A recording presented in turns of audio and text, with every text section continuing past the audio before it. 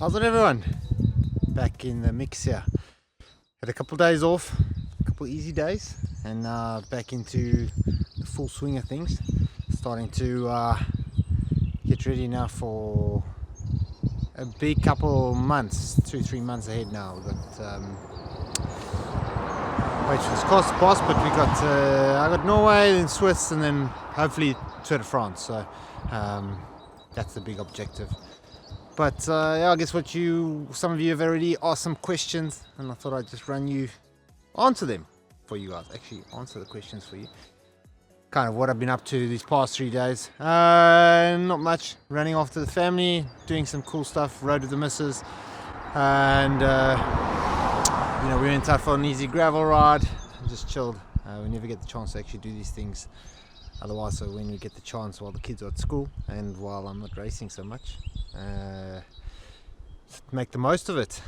Otherwise, I got in touch with my coach, met him, had a beer with him, and discussed the path forward, what we're going to do training wise, all those kinds of things. So can actually do a little bit of a copy and paste from a few years back, 2013, 2014. I think that's the last time I did Swiss. So normally I do Dauphiné, but now we're going to be trying to keep the Tour de France, ideal Tour de France team together a little bit more. 5-day blocks in between, and then I'll see how we go. But local bike riders.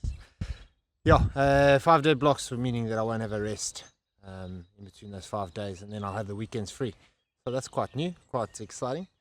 But yeah, and then go to Norway, use that as a preparation race, and then do some altitude after that in probably Andorra. It's close to me, so that's what I'll be up to in the next couple of weeks. Wait up, you will feel it. Wake up, you will find it.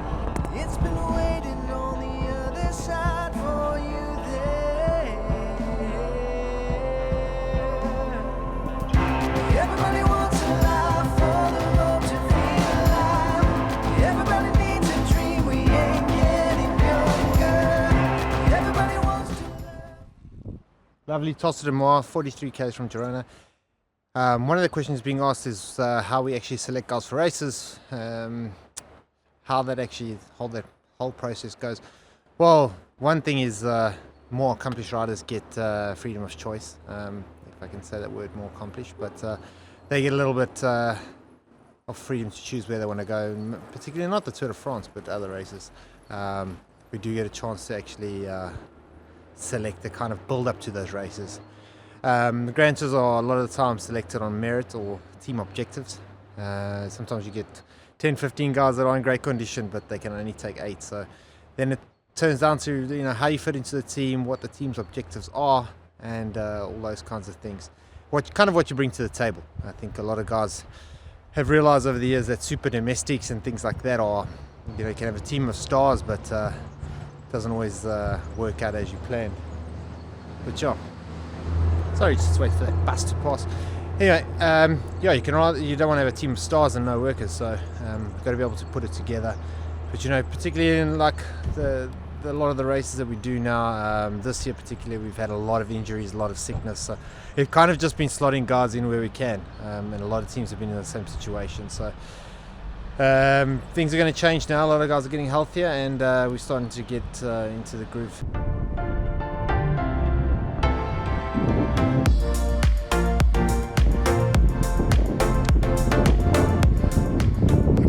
Lekker erbij aan de bak, hè. Zo lekker.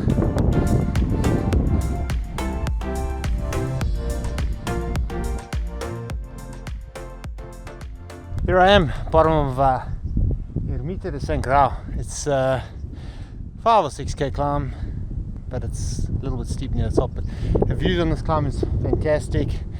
Some of you guys also asked what we do now, building up to the races. And really this is just about getting back into it. 3.5 hours. I was chatting to my coach yesterday. It makes a bit mad. I mean, I thought I'd have a few, maybe 1 hour to start with, but clearly thinks I need more. Anyway, yeah, I'm going to tackle this beast now, get some snaps, get some views, answer another question on top.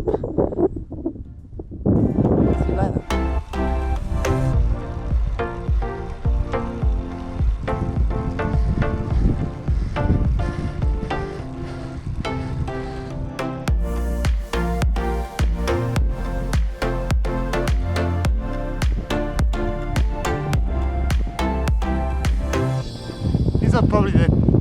days on the bike, like in between racing, you know, and like pure structure. Just get out, ride the bike, talking pace, and enjoy the scenery. This is why we do it, right? This is what started us on the bike.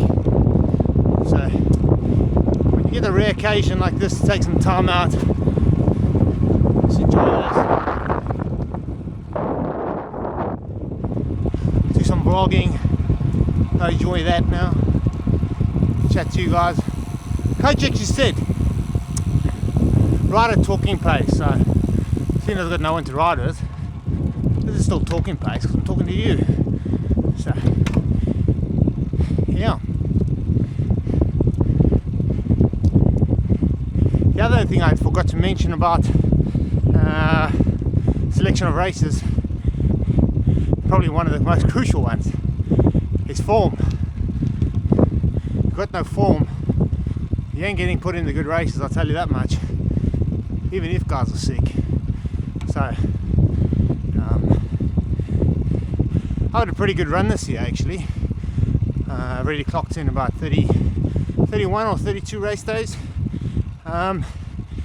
It's quite a bit, seeing as we're only into 3 months of the season. So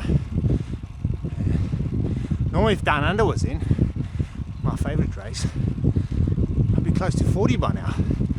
Chucking a Grand Tour, sitting on 60 odd. Yeah. Nowadays we're probably averaging 70 race days. I think as a rule of the UCI, over 80 race days, I think now you have to apply for permission, or your team needs to apply for permission, or you need to sign a paper. One of those three, or two. You can race some more because they're worried about our health. They're worried about our health. There's a shitload of things they can worry about other than what they're showing us now. Like holes, barriers, safety. Don't worry about health. Don't worry about the race days. Actually worry about things that are putting us in hospital. Anyway, that's my 2 cents worth.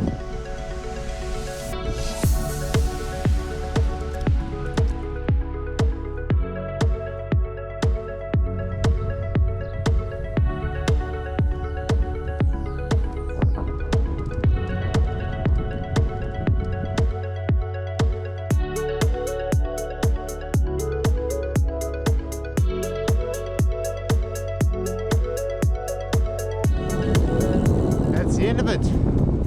That's the end of this video, guys. Hope you enjoyed a little bit, and I hope I answered some of your questions. And I also hope you agree that Girona has probably some of the best roads